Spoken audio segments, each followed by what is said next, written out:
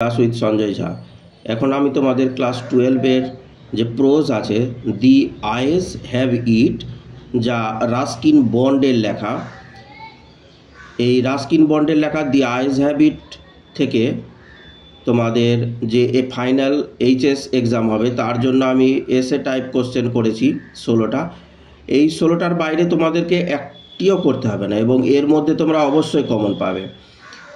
দেখো, এসে type question marks হচ্ছে 1, এই 1 মার্কের আছে এগুলো। If I would be able to prevent, এই লাইনটার উপরে কোশ্চেন আছে। What would the author be able to prevent and how, কিভাবে লেখক সম্ভব হবে লেখকের এটা প্রতিরোধ করা এবং কিভাবে। অ্যান্সার হচ্ছে the author would be able to prevent the fact of his blindness, লেখককে সম্ভব হবে এই প্রতিরোধ করা এই বাস্তবটা সম্পর্কে যে সে অন্ধ ছিল। ফ্রম দি অনলি প্যাসেঞ্জার, একমাত্র এই যাত্রী। A girl remaining strictly in his own seat, একটা মেয়ে যেখানটায় তার সিটে সে বসেছিল। 2 নম্বর হচ্ছে ইট ওয়াজ এ সেফ রিমার্ক, এটা ছিল একটা নিরাপদ মন্তব্য। What was the safe remark, নিরাপদ মন্তব্যটা কি ছিল। অ্যান্সার হবে the narrator made the safe remark, বর্ণনাকারী এক নিরাপদ মন্তব্য করেছিল দ্যাট যে the girl had an interesting face, যে মেয়েটির একটা আকর্ষণীয় মুখ ছিল। 3 নম্বর what did the narrator think of the girl's hair, বর্ণনাকারী মেয়েটির চুল সম্পর্কে কি ভেবেছিল। থিঙ্ক মানে হচ্ছে চিন্তা করা, ডিড আছে তাই এখানে থিঙ্ক প্রেজেন্ট টেন্সে আছে। আমাদেরকে উত্তরে কি করতে হবে, থিঙ্কের পাস্ট টেন্স থট করতে হবে। এই থিঙ্ক মানেও যা আর গেস মানেও তাই, গেসের পাস্ট টেন্স হলো গেস্ট। দেখো, দি ন্যারেটর থট বা গেস্ট, বর্ণনাকারী ভেবেছিল বা আন্দাজ করেছিল দ্যাট যে her hair might be in bun or it plaited hanging loosely or cut very short, ভেবেছিল যে হয়তো বিনুনি করা আছে বা ছাড়া আছে, কি তার চুলটাকে লুজ করে রাখা আছে বা ছোট করে কাটা আছে। দাগ নম্বর 4, when was the narrator going to Mussoorie, বর্ণনাকারী কখন মুসৌরি যাচ্ছিল। অ্যান্সার হবে the narrator was going to Mussoorie in the month of October, এই অক্টোবর মাসে বর্ণনাকারী যাচ্ছিল মুসৌরি, মানে বছরের 10 নম্বর মাস। 5 নম্বর হচ্ছে who came to the station to see the girl off, see off করার জন্য, বিদায় জানানোর জন্য মেয়েটিকে কে এসেছিল স্টেশনে। পারহ্যাপস মানে সম্ভবত the girl's parents came to the station to see off the girl off, সম্ভবত তার মেয়েটির বাবা মা এসেছিল তাকে বিদায় জানাতে। 6 নম্বর হচ্ছে when did the hills of Mussoorie look beautiful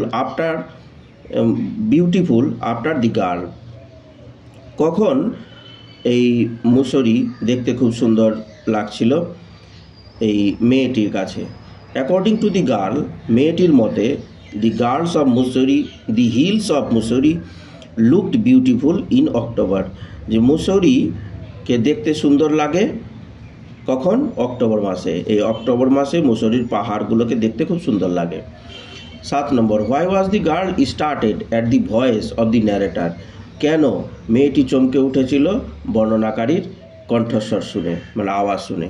answer হবে because the blind girl could not see, কারণ অন্ধ মেয়েটি দেখতে পায়নি, অর ফিল অনুভব করতে পারেনি দি ন্যারেটার্স প্রেজেন্স, এই প্রেজেন্স মানে হচ্ছে উপস্থিতি, বর্ণনাকারীর উপস্থিতি অনুভব করতে পারেনি বা দেখতে পায়নি ইন দি কম্পার্টমেন্ট, ওই বগিতে। 8 নম্বর হচ্ছে then I made a mistake, তারপরে আমি একটা ভুল করেছিলাম। এই লাইনটার উপরে প্রশ্ন করছে which mistake did the narrator make, কি ভুল করেছিল বর্ণনাকারী। অ্যান্সার হবে the narrator mistakenly asked the girl, বর্ণনাকারী ভুলবশত মেয়েটিকে জিজ্ঞাসা করেছিল what it looked like out of the window, যে জানালার বাইরে কেমন দেখাচ্ছে। 9 নম্বর হচ্ছে of what was the narrator afraid, বর্ণনাকারী কি বিষয়ে ভয় পাচ্ছিল। অ্যাফ্রেড মানে হচ্ছে ভীত। The narrator was afraid of অ্যাফ্রেডের পরে অফ প্রিপোজিশন বসে। বর্ণনাকারী ভীত ছিল অফ দি গার্লস নলেজ, মেয়েটির জ্ঞান সম্পর্কে, অফ হিজ ব্লাইন্ডনেস, যে এই বেটা ছেলেটা মানে বর্ণনাকারী যে আছে তার অন্ধত্ব সম্পর্কে মেয়েটা হয়তো জানতো, সেই বিষয়ে লেখকের বা বর্ণনাকারী ভয় হচ্ছিল যে সে হয়তো বুঝতে পারছে যে সে এই বেটা ছেলেটা অন্ধ আছে। 10 নম্বর হচ্ছে হার নেক্সট কোশ্চেন রিমুভড মাই ডাউট, যে তার দ্বিতীয় প্রশ্নটা আমার সন্দেহকে দূর করে দিয়েছিল। রিমুভড মানে হচ্ছে দূর করে দেওয়া, ডাউট DOUBT, ডাউট মানে সন্দেহ। What was the next question, দ্বিতীয় প্রশ্নটা কী ছিল? এটা তো লাইন আছে, এই লাইনের উপর প্রশ্ন হচ্ছে what was the next question, পরের প্রশ্নটা কী ছিল? অ্যান্সার হবে দি গার্ল আস্কড হিম, পরের কোশ্চেনটা ছিল যে মেয়েটি তাকে জিজ্ঞাসা করেছিল why the narrator did not look outside the window, যে বর্ণনাকারী কেন এই জানালার বাইরে তাকাচ্ছে না। 11 নম্বর what was the game that the narrator played with the girl, কোন খেলা খেলছিল বর্ণনাকারী এই মেয়েটার সাথে? অ্যান্সার হচ্ছে দি ন্যারেটর ওয়াজ প্রিটেন্ডিং, মানে ভান করছিল। প্রিটেন্ড মানে হচ্ছে ভান করা, ওয়াজ আছে তাই ভার্বের সাথে আইএনজি আছে। বর্ণনাকারী ভান করছিল দ্যাট হি কুড সি দো হি ওয়াজ কমপ্লিটলি ব্লাইন্ড, যে সে ভান করছিল বর্ণনাকারী যে সে দেখতে পাচ্ছিল যদিও বর্ণনাকারী ছিল সম্পূর্ণ অন্ধ। 12 নম্বর question what did the narrator ask the new passenger about the girl, বর্ণনাকারী নতুন যে প্যাসেঞ্জারটা উঠেছিল তাকে কি জিজ্ঞাসা করেছিল মেয়েটা সম্পর্কে? The narrator asked the new passenger how the hair style of the departing girl, departing মানে ছেড়ে যাওয়া, চলে যাওয়া মেয়েটার চুলের স্টাইলটা কেমন ছিল বলে ওই নতুন প্যাসেঞ্জারকে জিজ্ঞাসা করেছিল যে সাহারানপুরে উঠেছিল। Was it long or short, যে এটা লম্বা ছিল কি ছোট ছিল। 13 নম্বর what did the new passenger notice in the girl, এই what did the new passenger, নতুন প্যাসেঞ্জারটা মেয়েটার কি নোটিস করেছিল? নোটিস মানে হচ্ছে লক্ষ্য করা। অ্যান্সার হচ্ছে দ্য নিউ প্যাসেঞ্জার নোটিসড, নতুন প্যাসেঞ্জার লক্ষ্য করেছিল that the girl had beautiful eyes but C was blind, মেয়েটির সুন্দর চোখ ছিল দুটো কিন্তু সে ছিল অন্ধ। 14 নম্বর হচ্ছে দি পারফিউম ... দিয়ে ট্যান্টালাইজিং, পারফিউমটা সুগন্ধটা সেন্টটা তাকে মনোমুগ্ধ করে দিয়েছিল।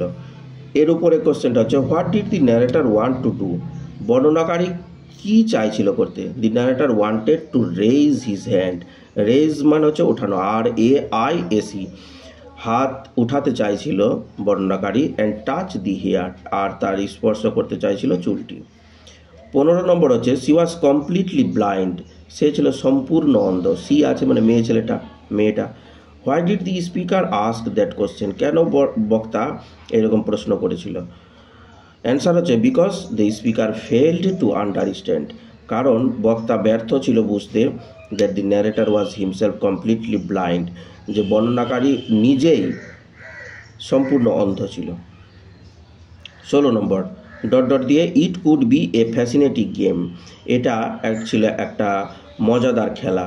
টু হুম, কার কাছে, and what could be a fascinating game, আর কি ছিল এই মনোমুগ্ধকর খেলাটা? অ্যান্সারটা হবে to the narrator. To whom এর উত্তরটা হলো টু দি ন্যারেটর, বর্ণনাকারের কাছে। এ ব্লাইন্ড পারসন, একটা অন্ধ ব্যক্তি। ইট ওয়াজ এ ফ্যাসিনেটিং গেম, এটা ছিল একটা মনোমুগ্ধকর খেলা। টু গেস, আন্দাজ করা, guess GUESS। What was happening outside, যে বাইরে অর্থাৎ কম্পার্টমেন্টের বাইরে কি ঘটে চলেছিল।